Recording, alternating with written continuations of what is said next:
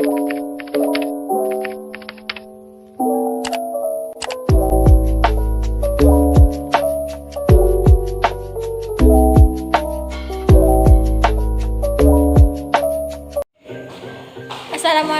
warahmatullahi wabarakatuh.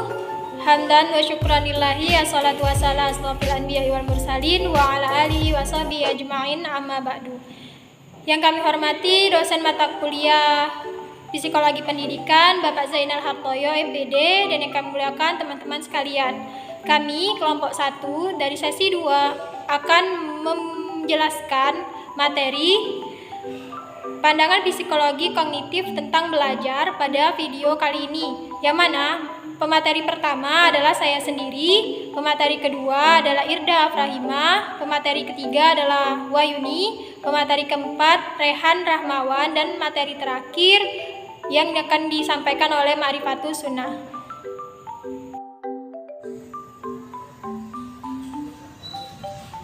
Teori belajar kognitivistik merupakan pendekatan belajar yang lebih mengutamakan proses belajar daripada hasil belajarnya.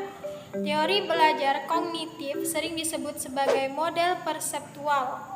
Teori ini memandang bahwa tingkah laku seseorang ditentukan oleh persepsi serta pemahamannya tentang situasi belajarnya yang berhubungan dengan tujuan belajarnya. Dalam perspektif teori ini, seluruh bagian dari pengetahuan saling berhubungan. Tindakan pemisahan atau pembagian sebuah materi pelajaran ke dalam komponen-komponen kecil dan dipelajari secara terpisah akan menyebabkan substansi materi tersebut akan kehilangan makna. Proses pembelajaran menggunakan pendekatan teori ini dianggap sebagai suatu proses internalisasi ingatan, retensi, pengolahan informasi, emosi, dan aspek-aspek kejiwaan lainnya. Aktivitas belajar dalam pendekatan ini melibatkan proses berpikir yang sangat kompleks. Assalamualaikum warahmatullahi wabarakatuh. Perkenalkan, nama saya Irda Afrahimah. Di sini saya akan menjelaskan beberapa pandangan para tokoh tentang teori belajar kognitivistik yang dikutip dari model belajar mandiri. Jean Piaget merupakan salah satu tokoh yang cukup berpengaruh dalam psikologi kognitif.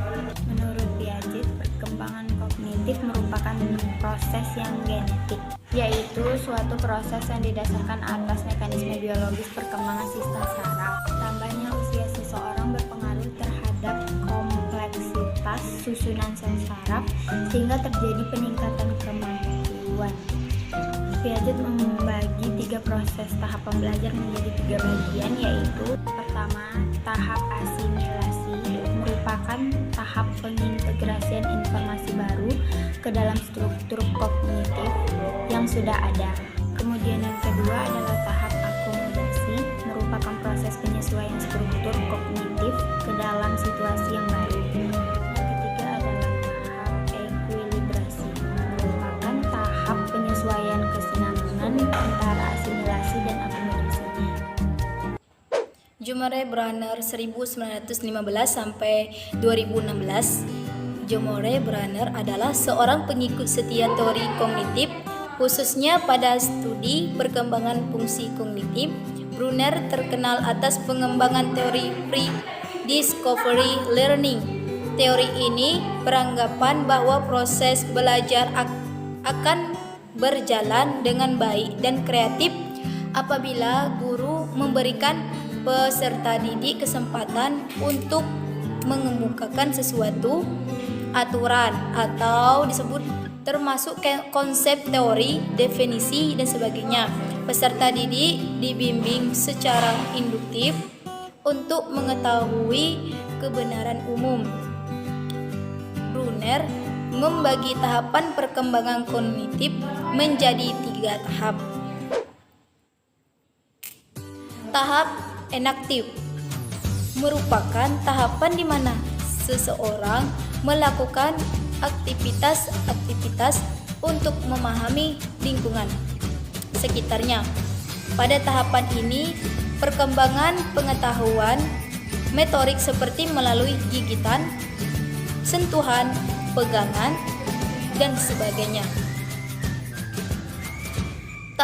Tahap ikonik di mana seseorang memahami suatu objek atau dunianya melalui gambar dan visualisasi verbal.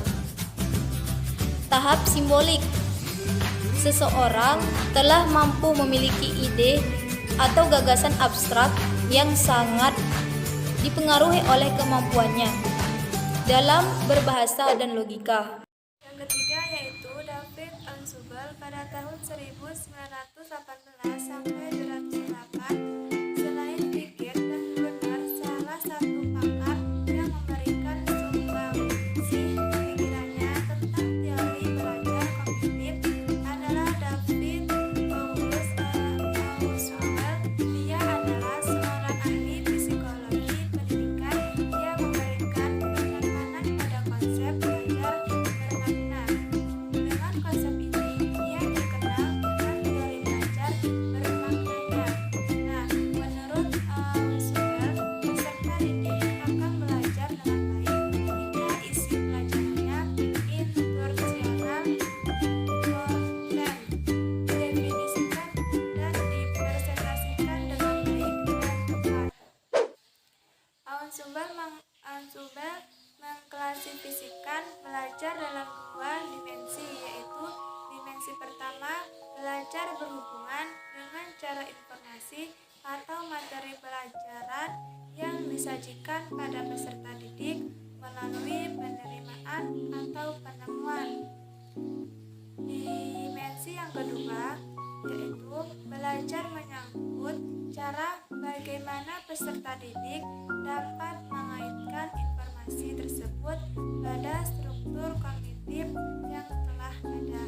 Data dari psikologi kognitif berawal pada saat Plato pada tahun 428 sampai 348 Masehi dan muridnya Aristoteles pada tahun 384 sampai 322 Masehi memperdebatkan mengenai cara manusia memahami pengetahuan maupun dunia serta alamnya. Nah, Plato berpendapat bahwa manusia memperoleh pengetahuan dengan cara menalar secara logis. Aliran ini disebut sebagai rasionalisis. Lain halnya dengan Aristoteles yang menganut paham empiris dan mempercayai bahwa manusia memperoleh pengetahuannya melalui bukti-bukti empiris. Nah, perdebatan ini masih berlangsung seperti pertentangan rasionalisis dari Prancis René Descartes pada tahun 1596 sampai 1650 dan empiris dari Inggris John Locke pada tahun 1632 sampai 1704 dengan tabulasinya seorang filsuf Jerome Immanuel pada tahun 18 berargumentasi bahwa baik rasionalisme maupun empirisme harus bersinergi dalam membuktikan pengetahuan. Perdebatan ini meletakkan landasan dan mempengaruhi cara berpikir di bidang ilmu psikologi maupun cabang ilmu lainnya. Saat ini ilmu pengetahuan mendasarkan paham empiris untuk pencairan data dan pengolahan dan analisis dan menggunakan kerangka pikir rasionalisis. Psikologi kognitif adalah cabang ilmu psikologi yang mempelajari proses mental seperti perhatian, penggunaan bahasa, daya ingat, persepsi, pemecahan masalah, kreativitas, dan pola pikir.